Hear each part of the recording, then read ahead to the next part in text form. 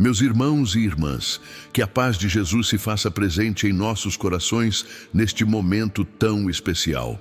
Sejam todos muito bem-vindos ao nosso Evangelho no Lar. Que a luz divina de Cristo envolva cada um de nós, trazendo a serenidade que tanto necessitamos e o entendimento profundo daquilo que é a verdadeira essência da vida. Este é um momento de conexão espiritual, onde buscamos a elevação dos nossos pensamentos, o fortalecimento da nossa fé e a cura de nossas almas. Que possamos aproveitar este instante com o coração aberto, acolhendo as bênçãos que o Senhor derrama sobre nós. E se ainda não o fez, convidamos você a se inscrever no nosso canal e ativar o sininho, para que assim possamos continuar juntos nesta caminhada de luz e amor. Antes de iniciarmos o nosso Evangelho no Lar, quero convidá-los a colocarem um copo de água ao seu lado. Essa água será fluidificada com as energias de amor e cura que Jesus nos oferece. E ao tomá-la, sentiremos o bálsamo para o nosso corpo e a nossa alma. Agora, irmãos, vamos elevar nossos pensamentos ao Pai Maior, aquele que nos guia e nos ampara em todas as situações de nossas vidas. Senhor Deus, Pai de infinita bondade e misericórdia, neste momento de oração e recolhimento, elevamos a Ti nossos corações. Pedimos, Senhor, que derrame suas bênçãos sobre todos aqueles que se encontram enfermos, seja no corpo ou no espírito, nos hospitais ou nos lares, que todos possam sentir o Teu amparo e o alívio em suas dores. Pedimos também por aqueles que em sua jornada se encontram privados de liberdade, que em seus corações possam nascer o arrependimento e a esperança, encontrando a reabilitação e o perdão no amor do Cristo. Senhor, abençoa todos aqueles que estão atravessando momentos de dor, seja ela física, emocional ou espiritual. Que a Tua luz possa trazer conforto, serenidade e paz aos seus corações. Oramos também pelos irmãos que já partiram para o plano espiritual, mas que ainda não reconheceram sua nova realidade. Que os mensageiros de luz, com a sabedoria e o amor de Jesus, os acolham e os conduzam ao entendimento, à paz e à harmonia. Abençoa, Senhor, nossas famílias, tanto aquelas que estão conosco nesta encarnação, quanto aquelas que já retornaram ao plano espiritual. Que o Teu amor incondicional envolva todos nós, fortalecendo-nos a cada dia.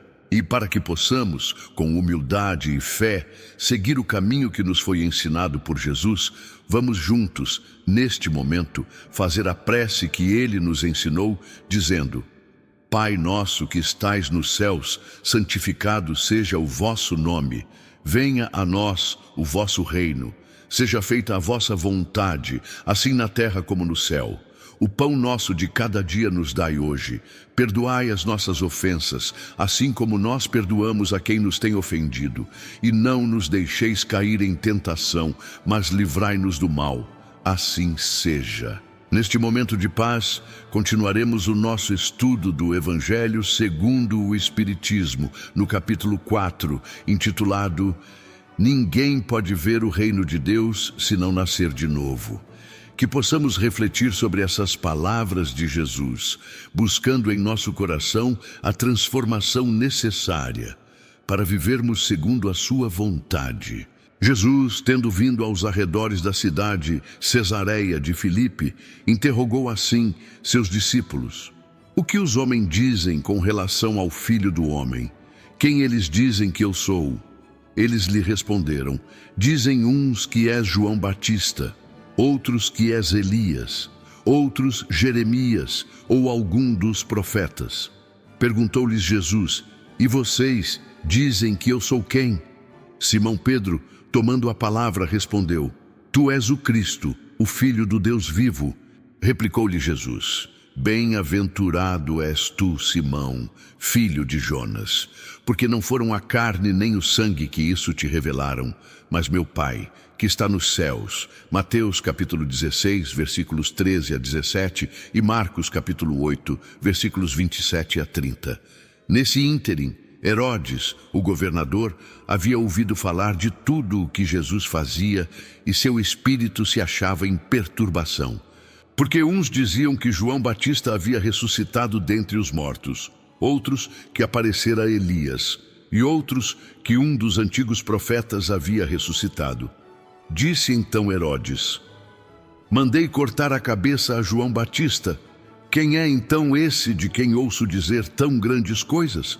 E ardia por ver Jesus. Marcos, capítulo 6, versículos 14 a 15, e Lucas, capítulo 9, versículos 7 a 9. Após a transfiguração, seus discípulos então interrogaram Jesus desta forma: por que os escribas dizem ser preciso que Elias deve voltar? Jesus lhes respondeu: é verdade que Elias há de vir e restabelecer todas as coisas, mas eu vos declaro que Elias já veio e eles não o conheceram e o trataram como lhes agradaram. É assim que farão o Filho do Homem sofrer. Então, seus discípulos compreenderam que era de João Batista que ele falara. Mateus capítulo 17, versículo 10 a 13 e Marcos capítulo 9, versículos 11 a 13. A reencarnação fazia parte dos dogmas dos judeus, sob o nome de ressurreição. Só os saduceus, cuja crença era a de que tudo acaba com a morte, não acreditavam nisso. As ideias dos judeus sobre esse ponto, como sobre muitos outros, não eram claramente definidas porque tinham apenas noções vagas e incompletas acerca da alma e da sua ligação com o corpo. Eles acreditavam que um homem que havia vivido poderia reviver, mas sem saberem exatamente de que maneira o fato poderia acontecer. Designavam pelo termo ressurreição o que o Espiritismo chama reencarnação, com mais sensatez. Com efeito, a ressurreição dá a ideia de o corpo que já está morto voltar à vida, o que a ciência demonstra ser materialmente impossível, sobretudo quando os elementos desse corpo já se acham desde muito tempo espalhados e absorvidos. A reencarnação é a volta da alma ou espírito à vida corpórea, mas em outro corpo especialmente formado para ele e que nada tem de comum com o antigo. Assim, a palavra ressurreição poderia ser aplicada a Lázaro, mas não a Elias nem aos outros profetas. Portanto, se João Batista era Elias, segundo a crença deles, o corpo de João não podia ser o de Elias, pois que João foi visto criança e seus pais eram conhecidos. Então, João podia ser Elias reencarnado, porém não ressuscitado. Ora, havia entre os fariseus um homem chamado Nicodemos, senador dos judeus, que veio à noite ter com Jesus e lhe disse: Mestre, sabemos que vieste da parte de Deus para nos instruir como um doutor, pois ninguém poderia fazer os milagres que tu tens feito se Deus não estivesse com ele. Jesus lhe respondeu: em verdade te digo, ninguém pode ver o reino de Deus se não nascer de novo. Disse-lhe Nicodemos: como pode um homem já velho nascer de novo? Ele pode tornar a entrar no ventre de sua mãe para nascer segunda vez? Retrucou-lhe Jesus: em verdade te digo, se um homem não renasce da água e do Espírito, não pode entrar no reino de Deus. O que é nascido da carne é carne, e o que é nascido do Espírito é Espírito. Não te admires de que eu te tenha dito ser preciso que nasças de novo. O Espírito sopra onde quer e ouves a sua voz, mas não sabes de onde ele vem, nem para onde vai. O mesmo se dá com todo homem que é nascido do Espírito. Respondeu-lhe Nicodemos: como isso pode acontecer? Jesus lhe observou: então tu és mestre em Israel e ignoras estas coisas? Digo-te em verdade que não dizemos senão o que sabemos e que não damos testemunho senão do que temos visto. Entretanto, não aceitas o nosso testemunho. Mas se vocês não creem em mim quando vos falo das coisas da terra, como me acreditarão quando vos fale das coisas do céu? João, capítulo 3, versículos 1 a 12. A ideia de que João Batista era Elias e de que os profetas podiam reviver na terra se encontra em muitas passagens dos evangelhos, notadamente nas reproduzidas acima, itens 1, 2, 3. Se essa crença fosse errada, Jesus não houvera deixado de combatê-la, como combateu tantas outras. Longe disso, ele a aprova com toda a sua autoridade e a põe por princípio e como condição necessária quando diz: ninguém pode ver o reino de Deus se não nascer de novo. E insiste acrescentando: não te admires de que eu te tenha dito ser preciso nasças de novo. Estas palavras, se um homem não renasce da água e do Espírito, foram interpretadas no sentido da regeneração pela água do batismo. Porém, o texto primitivo dizia simplesmente: não renasce da água e do Espírito, ao passo que, em algumas traduções, as palavras do Espírito foram substituídas pelas seguintes: do Santo Espírito, o que já não corresponde ao mesmo pensamento. Esse ponto capital ressalta dos primeiros comentários a que os evangelhos deram lugar, como se comprovará um dia, sem nenhum equívoco. Para compreendermos o verdadeiro sentido dessas palavras, devemos também nos atentar na significação do termo água, que ali não foi usado no sentido que lhe é próprio. Os conhecimentos dos antigos sobre as ciências físicas eram muito imperfeitos. Eles acreditavam que a Terra havia saído das águas e, por isso, consideravam a água como elemento gerador absoluto. Assim é que na Gênesis se lê: o Espírito de Deus era levado sobre as águas, flutuava sobre as águas, que o firmamento seja feito no meio das águas, que as águas que estão debaixo do céu se reúnam em um só lugar e que apareça o elemento árido, que as águas produzam animais vivos que nadem na água e pássaros que voem sobre a terra e sob o firmamento. Segundo essa crença, a água se tornara o símbolo da natureza material, como o Espírito era o símbolo da natureza inteligente. Estas palavras, se o homem não renasce da água e do Espírito, ou em água e em Espírito, significam então, se o homem não renasce com seu corpo e sua alma. É nesse sentido que a princípio as compreenderam. Aliás, tal interpretação se justifica por estas outras palavras: o que é nascido da carne é carne, e o que é nascido do Espírito é Espírito. Jesus estabelece aí uma distinção positiva entre o Espírito e o corpo. O que é nascido da carne indica claramente que só o corpo procede do corpo e que o Espírito não depende deste. O Espírito sopra onde quer. Ouves-lhe a voz, mas não sabes nem de onde ele vem, nem para onde vai. Podemos entender que se trata do Espírito de Deus, que dá vida a quem ele quer, ou da alma do homem. Nesta última acepção, não sabes de onde ele vem, nem para onde vai, significa que ninguém sabe o que foi, nem o que será o Espírito. Se o Espírito, ou alma, fosse criado ao mesmo tempo em que o corpo, saberíamos de onde ele veio, pois que conheceríamos o seu começo. Como quer que seja, essa passagem consagra o princípio da preexistência da alma e, por conseguinte, a ideia da pluralidade das existências. Ora, desde o tempo de João Batista até o presente, o reino dos céus é tomado pela violência e são os violentos que o arrebatam, pois que assim profetizaram todos os profetas até João e também a lei. Se quiserem compreender o que lhes digo, ele mesmo é o Elias que há de vir. Ouça-o, aquele que tiver ouvidos de ouvir. Mateus capítulo 11, versículos 12 a 15. Se o princípio da reencarnação, conforme se acha expresso em João, podia ser interpretado, a rigor, em sentido puramente místico, o mesmo já não acontece com esta passagem de Mateus, que não permite equívoco. Ele mesmo é o Elias que há de vir. Não há aí nenhuma figura de linguagem ou alegoria. É uma afirmação concreta.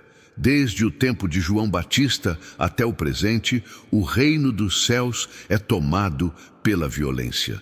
Que significam essas palavras, uma vez que João Batista ainda vivia naquele momento?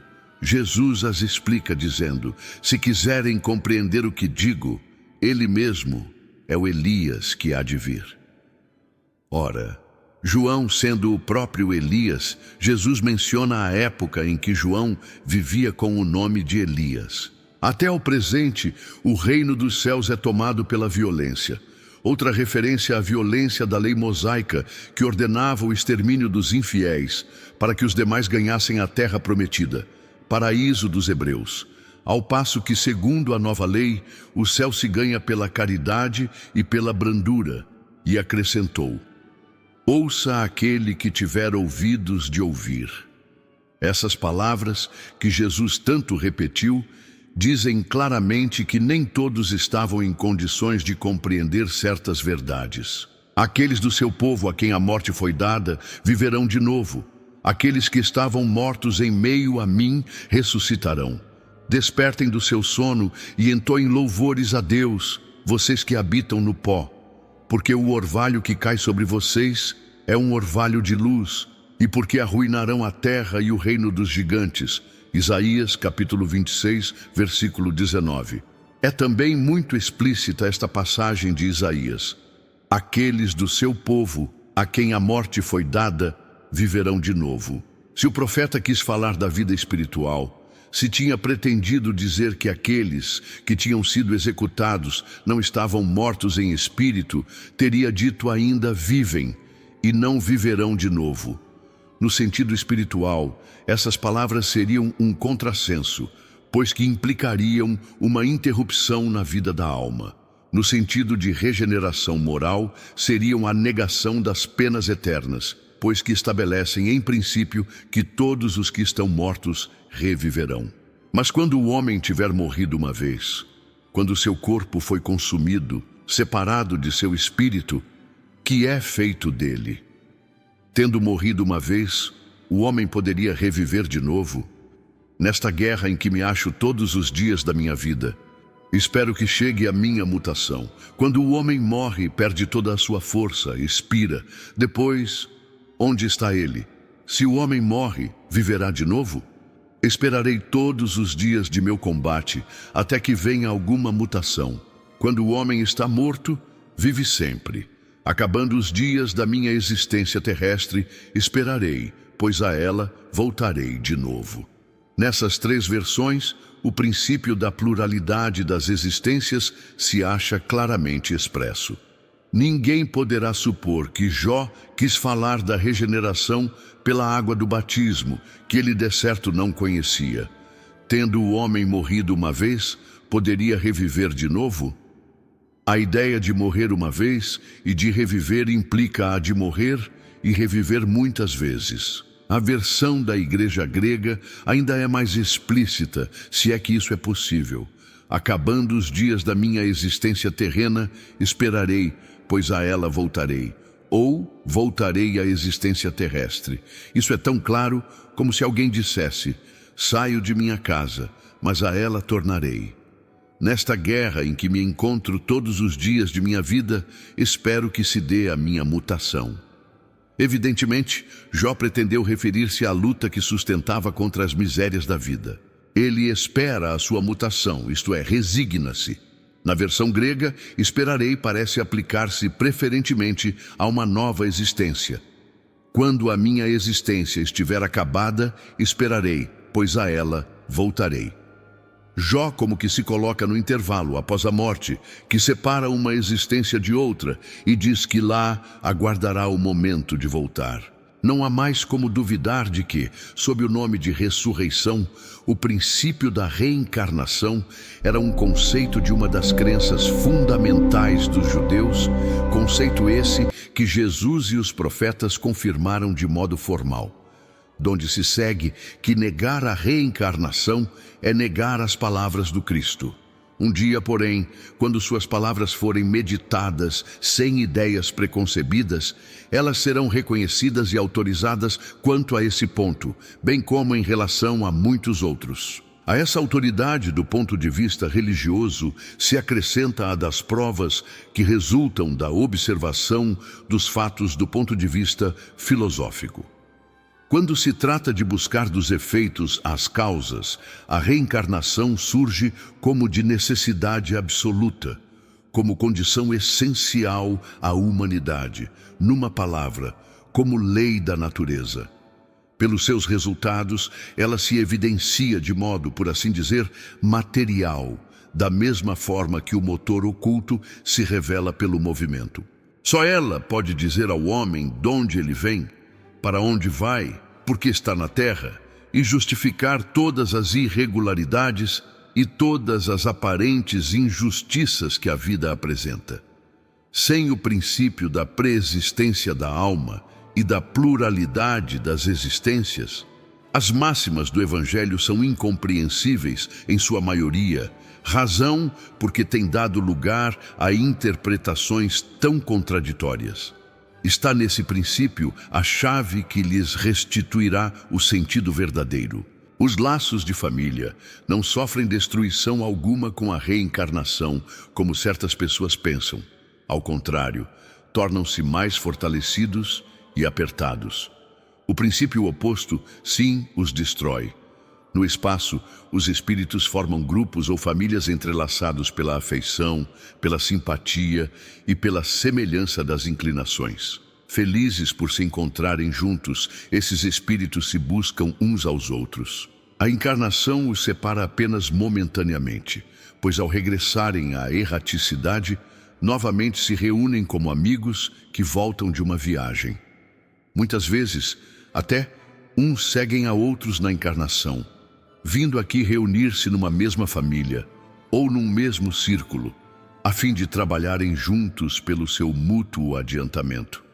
Se uns encarnam e outros não, nem por isso deixam de estar unidos pelo pensamento. Os que se conservam livres velam pelos que se encontram em cativeiro. Os mais adiantados se esforçam por fazer que os atrasados progridam. Após cada existência, todos têm avançado um passo na senda do aperfeiçoamento. Estando cada vez menos presos à matéria, a afeição recíproca se torna mais viva, pela razão mesma de que, mais depurada, não são perturbados nem pelo egoísmo, nem as sombras das paixões. Portanto, assim podem percorrer um número ilimitado de existências corpóreas, sem que a mútua estima que os liga receba nenhum golpe. Está bem visto que aqui se trata de afeição real, de alma a alma, única que sobrevive à destruição do corpo. Pois os seres que neste mundo se unem apenas pelos sentidos não têm nenhum motivo para se procurarem no mundo dos espíritos. Duráveis somente são as afeições espirituais. As de natureza carnal se acabam com a causa que lhes deu origem. Ora, semelhante causa não sobrevive no mundo dos espíritos, enquanto a alma existe sempre. No que se refere às pessoas que se unem exclusivamente por motivo de interesse, essas realmente nada são umas para as outras. A morte as separa na terra e no céu. A união e a afeição que existem entre pessoas parentes são um índice da simpatia anterior que as aproximou. Daí vem que, falando-se de alguém cujo caráter, gostos e pendores não apresentam nenhuma semelhança com os dos seus parentes mais próximos, se costuma dizer que ela não é da família. Dizendo-se isso, enuncia-se uma verdade mais profunda do que se supõe. Deus permite que ocorram essas encarnações de espíritos antipáticos ou estranhos nas famílias, com o duplo objetivo de servir de prova para uns e de meio de progresso para outros. Assim, os maus se melhoram pouco a pouco, ao contato dos bons e por efeito dos cuidados que a eles se dispensam. O caráter deles se abranda, seus costumes se apuram, as antipatias se acabam. É desse modo que se opera a fusão das diferentes categorias de espíritos, como se dá na Terra com as raças e os povos. O temor de que a parentela aumente indefinidamente em consequência da reencarnação é de fundo egoístico. Prova, naquele que o sente, falta de amor bastante amplo para abranger grande número de pessoas. Um pai que tem muitos filhos ama-os menos do que amaria a um deles, se fosse único. Mas tranquilizem-se os egoístas. Não há fundamento para semelhante temor. Do fato de um homem ter tido 10 encarnações, Não se segue que vai encontrar no mundo dos espíritos 10 pais, 10 mães, 10 mulheres e um número proporcional de filhos e de parentes novos.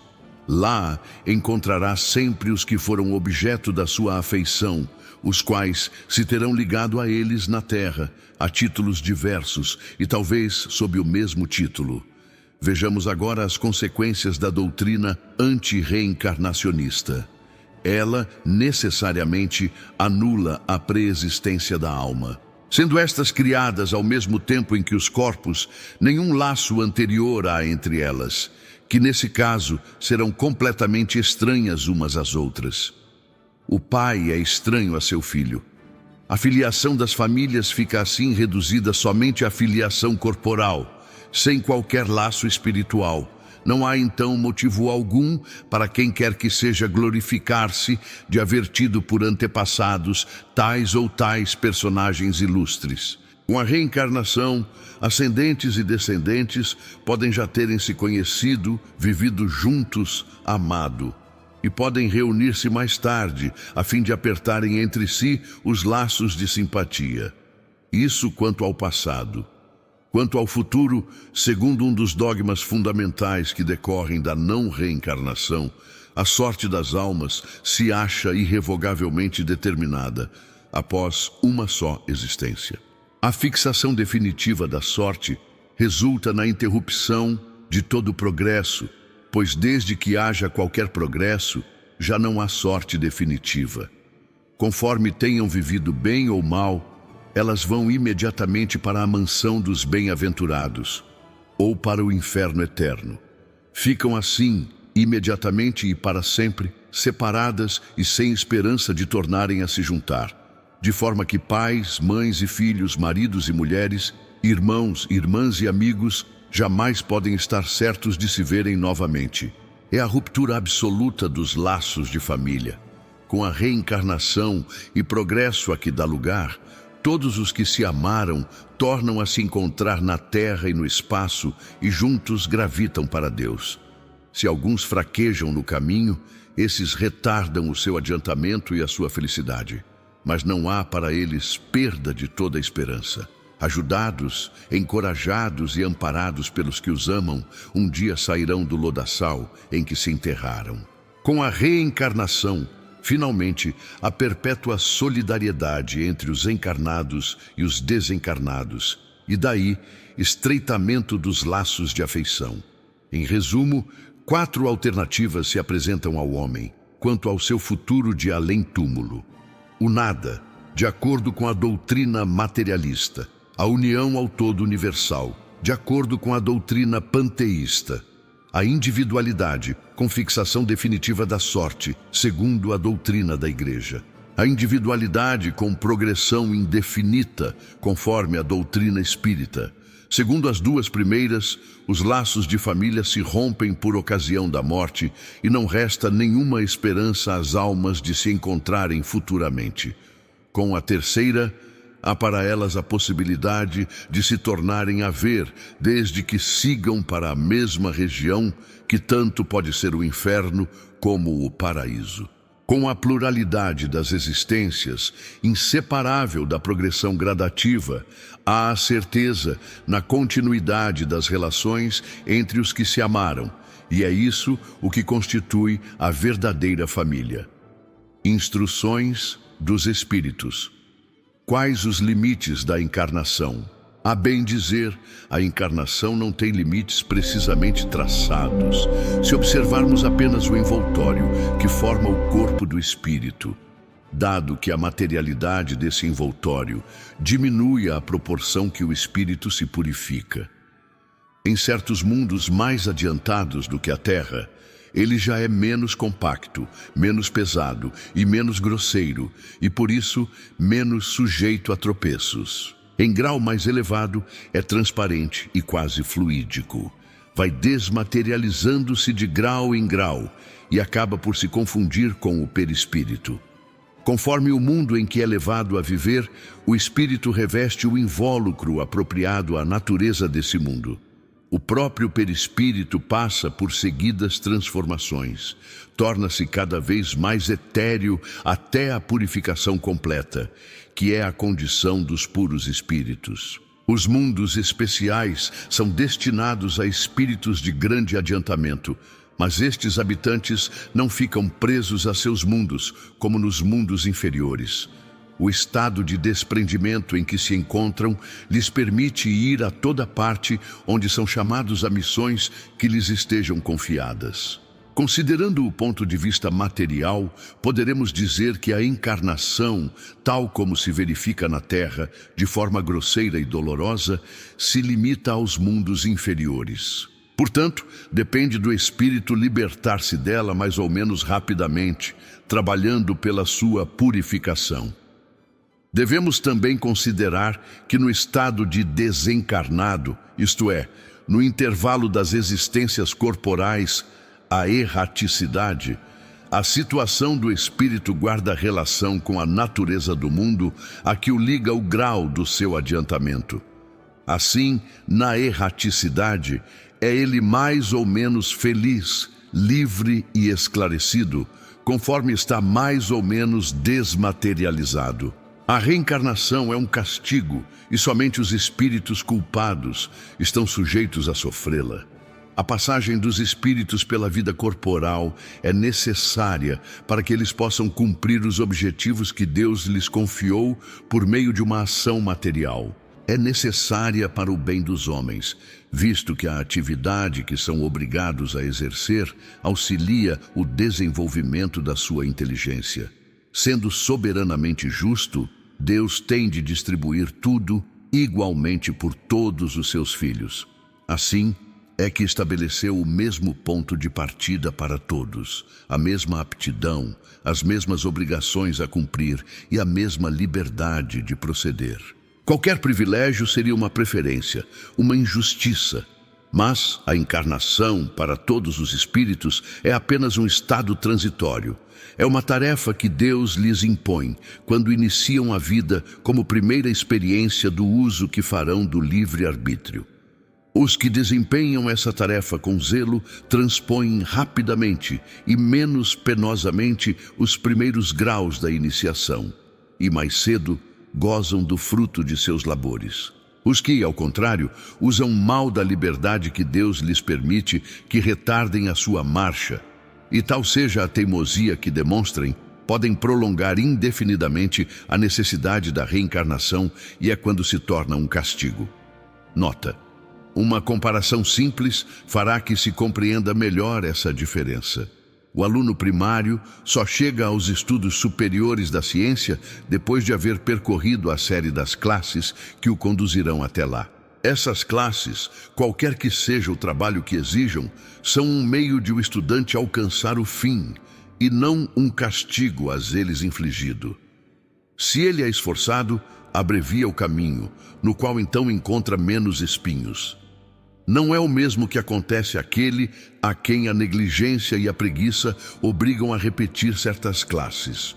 Não é o trabalho da classe que constitui a punição. Esta se acha na obrigação de recomeçar o mesmo trabalho.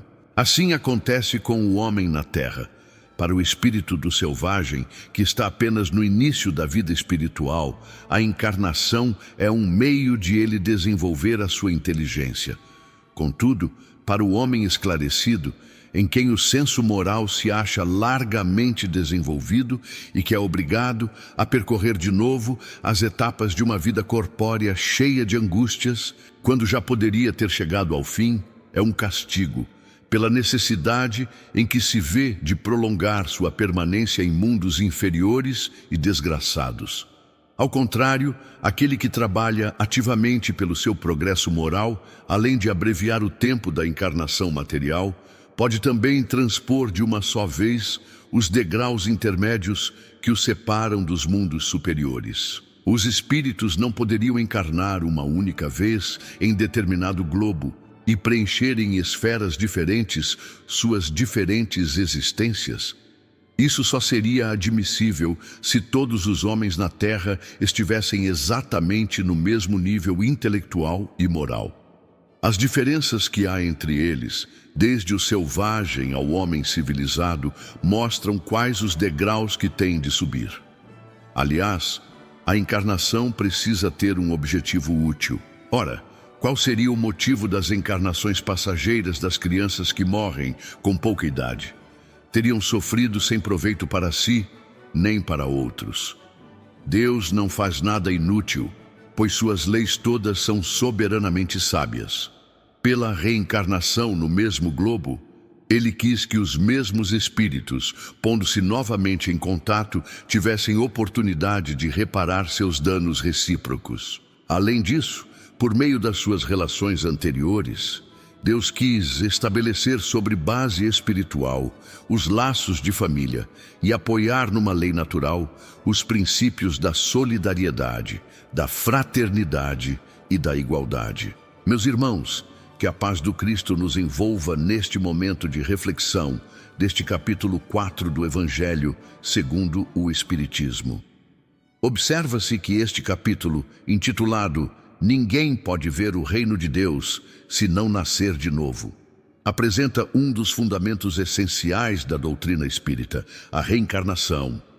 A reencarnação surge como um mecanismo divino de justiça e amor, permitindo que cada ser humano tenha novas oportunidades de aprendizado e crescimento espiritual.